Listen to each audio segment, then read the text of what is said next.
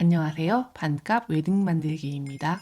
지난 시간에 웨딩 사기 사건의 여러 사례에 대해 알아보았는데요. 오른쪽 상단에 카드 띄워드릴 테니 못 보신 분들은 먼저 보고 오시는 것을 추천드립니다. 그리고 이번 시간에는 웨딩 사기 사건 당하지 않으려면 어떤 점들을 주의해야 하는지 알아보도록 하겠습니다. 우선 지난 시간 내용을 정리해보면 웨딩 사기 사건은 첫째, 생각보다 자주 반복해서 일어난다. 둘째, 금액적으로 신체적으로 데미지가 매우 크고 큰 정신적 데미지를 입을 수밖에 없다. 셋째, 피해 보상이 어렵다. 넷째, 사기친 사람은 법적 형량이 매우 약하고 또 웨딩 영업을 해도 제재가 없다. 그냥 우리는 웨딩 사기를 당하지 않아야 합니다. 꼭 그래야만 합니다. 웨딩 사기 당하지 않으려면 첫째, 절대 현금 거래를 해서는 안 됩니다. 1편에서 설명드렸듯이 사기 사건의 대부분이 현금을 받고 폐업해버리는 경우라 현금 거래는 가급적 피해야 합니다. 현금 거래를 꼭 해야만 한다면 계약금을 최소로, 중도금은 1차, 2차, 잔금식으로 나누어 내야 합니다. 계약금의 금액은 법적으로 정해진 게 없어요. 계약을 하고 싶어하는 건 업체 쪽이니 계약금 작게 하면 계약하겠다라고 해보세요. 다 조정해 줄 겁니다. 그리고 반드시 현금 영수증을 발행해 두어야 합니다. 현금 영수증은 선택이 아니라 소득세법에 의거해서 무조건 발행해야 합니다. 국세청 사이트에서 현금 영수증이 발급되었는지도 확인해 보시고요. 그리고 현금 거래 중 최악이 현금을 뽑아서 웨딩 플래너나 혼수업체 직원에게 주는 거예요. 기록이 남지 않기 때문에 절대 해서는 안 되고 나중에 거래 입증도 매우 힘들어집니다. 믿기 힘드시겠지만 웨딩 플래너가 고객에게 받은 돈을 회사에 입금하지 않고 중간에서 유용한 경우도 있었어요. 결국 고객 돈으로 돌려막기 하다가 잡힌 케이스죠. 웨딩 플래너가 정직원인 경우는 잘 없습니다. 해당 웨딩 컨설팅 업체와 고용관계가 아니라 용역관계로 된 경우가 대부분이에요. 이런 구조 때문에 웨딩 플래너가 사고를 일으키면 웨딩 컨설팅사는 책임이 없다. 당사자와 해결하라 라는 식으로 발뺌하는 경우도 있다고 해요. 어쩔 수 없이 현금으로 해야 하는 상황이라면 반드시 해당 회사의 통장으로 입금을 하고 현금 영수증을 꼭 받으세요. 현금으로 하면 할인이라는 말은 현금 영수증을 발행을 하지 않겠다 라는 건데 이거 자체가 불법입니다. 현금 영수증 발행을 거부한다는 것 자체가 탈세를 하겠다라는 뜻이고 혹시 모를 문제 상황이 생겼을 때 거래를 입증할 중요한 법적 근거가 사라지는 거예요. 현금 영수증 발급하려면 얼마를 더 내야 한다는 것도 불법입니다. 발급해놓고 동의 없이 취소해도 불법입니다. 무엇보다 연말정산을 받아야 하는 우리로서는 큰돈 쓰는데 현금 영수증 꼭 챙기셔야 되는 거죠. 둘째, 전체 선납은 무조건 피해라. 그 유명한 M 컨설팅사도 폐업 통보하기 직전 날까지 전체 선납을 강요했다죠. 결혼 비용을 줄이고 싶은 예비 신혼부부들은 할인이라는 말에 흔들리지 않을 수가 없죠. 그러면서 속으로 생각합니다. 어차피 할 건데 뭐 옆에 보니 다른 사람들도 다 믿고 하던데 뭘. 그냥 폭탄 돌리기입니다.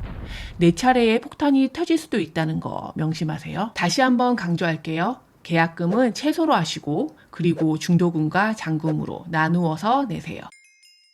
만약에 정상적인 업체라 하더라도 전체 금액을 다 내고 나면 진행 과정에서 문제가 생겼을 때 처리하기가 힘들어져요. 일단 중개 서비스가 시작되었는데 제대로 되지 않았다 하더라도 뭔가 시작되었다면 이건 계약 위반이 아니라 불완전 이행으로 보거든요. 이행이 안 된 건 아니라는 거죠. 이미 돈은 다 줘버렸고 여러분은 제대로 된 서비스를 못 받고 법적으로 따지기도 애매해져 버린 거예요. 왜 전체 선납을 하면 안 되는지 아시겠죠? 그리고 현금 흐름이 좋은 회사라면 전체 선납을 받을 이유가 없겠죠. 웨딩 컨설팅 업계 대부분이 계약금, 중도금, 잔금 순으로 결제하게 되어 있으니 계약하실 때 이 부분에 대한 것을 잘 체크해 두세요. 셋째, 입금 계좌명과 사업자명이 일치하는지 확인하세요. 웨딩 컨설팅 업체는 대부분 개인 사업자가 많습니다. 사업자를 낼 때 아무 조건도 없고 안전장치도 없어요. 그냥 사업자 등록하고 사업 시작하면 되고 심지어 사업 등록 안 하고 하시는 분들도 있어요.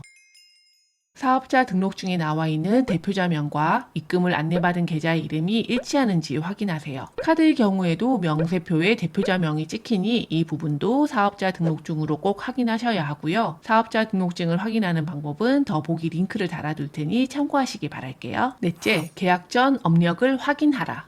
100% 안전한 건 아니지만 오랫동안 사업을 해왔다면 그래도 어느 정도는 믿을 수 있겠죠. 이건 사업자 등록증으로 사업 개시일을 확인하시면 됩니다. 이게 중요한 게 SNS나 인터넷을 보면은 아주 오래된 업체인 것 같은데 등록증상에는 얼마 되지 않았다.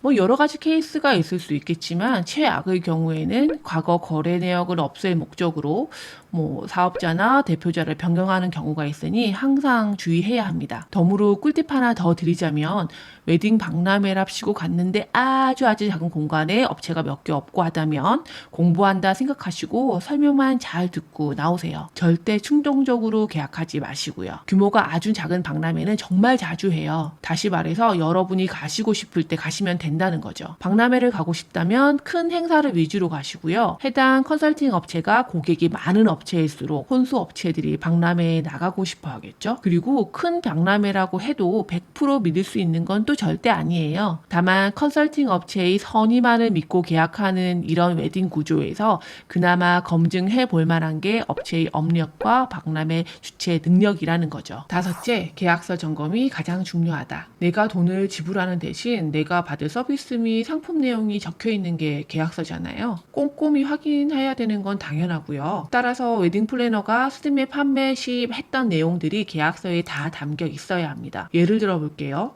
계약서에는 최고급 수입 웨딩드레스라고 적어놨어요. 분명히 최고급 수입 웨딩드레스를 대여해 주겠다는 건데, 그런데 최고급의 기준이 뭐죠? 분명 최고급이라고 했는데 드레스샵에 가면 추가금이 발생한단 말이에요. 또 예를 들어 볼게요. 상품 내용에 동행인지 비동행인지 안 나와 있어요. 나는 계약할 때 동행인 줄 알고 했는데 내 예식 전날 플래너가 문자가 옵니다. 고객님, 제가 박람회 참석으로 동행이 어려울 것 같습니다. 계약서에 나와 있지 않은 내용이라 뭐라 컴플레인을 할 수도 없단 말이죠. 왜 상품 내용이 중요한지 아시겠죠? 그리고 환불 조건도 정확히 체크하셔야 되는데 거기다 웨딩 박람회에 가셔서 계약을 하시잖아요.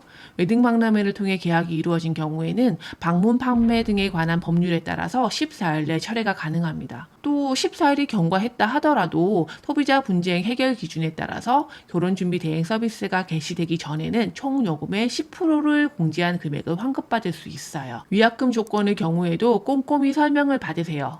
위약금 조건이 터무니없는 경우도 아주 많거든요. 가장 어이가 없었던 게 코로나 때문에 예식을 할 수 없었던 건데 위약금을 내라고 했던 거죠. 이것도 한 챕터감이니 다음에 다시 다루도록 할게요. 계약서에 계약 해제 또는 계약금 환불에 관한 내용이 제대로 기재되어 있지 않다면 계약서에 기재해 줄 것을 요구하세요. 그리고 계약서나 약관, 플래너와 주고받은 카톡 등은 반드시 보관해 두시는 게 좋아요. 여섯 번째, 지나치게 싼 가격은 의심하라. 싼 가격의 유혹을 이겨내기란 쉽지 않죠. 그리고 실제 득템 찬스가 있는 것도 사실이고요. 여행사 사기 사건들 중에 네이버로 검색한 가격보다 훨씬 싸게 신혼여행 상품을 판 경우가 있단 말이에요. 이런 경우 좀 의심해 볼 만하지 않나요? 이렇게 사기당하신 분을 제가 직접 본 적이 있는데요.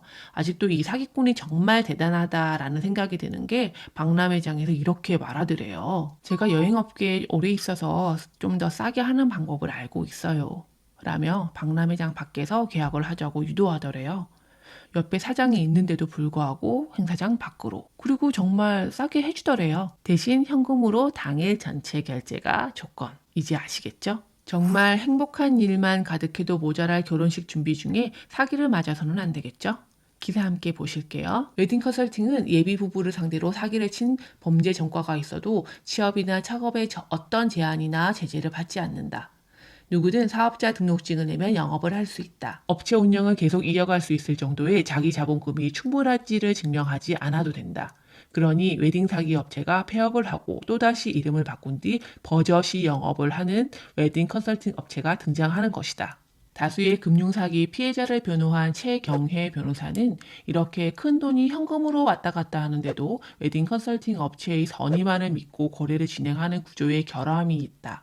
지급 보증 수단을 마련할 필요가 있다면서 웨딩 업계와 그 구조가 유사한 상조 업계는 업체가 망해도 공제회에서 피해 일부를 보전한다. 사기 전과가 있는 업체는 원스트라이크 아웃제를 도입하는 등 웨딩 업계가 자율적 규제 방안을 마련할 필요가 있다면서 조언했다. 이렇게 취약한 구조를 가진 게 웨딩 중개업이에요. 조심 또 조심해서 나쁠 게 없답니다. 오늘은 이렇게 웨딩 사기를 당하지 않기 위한 여러 방법들을 알아봤는데요. 다음 편에도 유익한 내용으로 찾아뵐게요. 구독과 좋아요, 알람 설정은 영상을 만드는 데 큰 도움이 됩니다. 구독, 구독!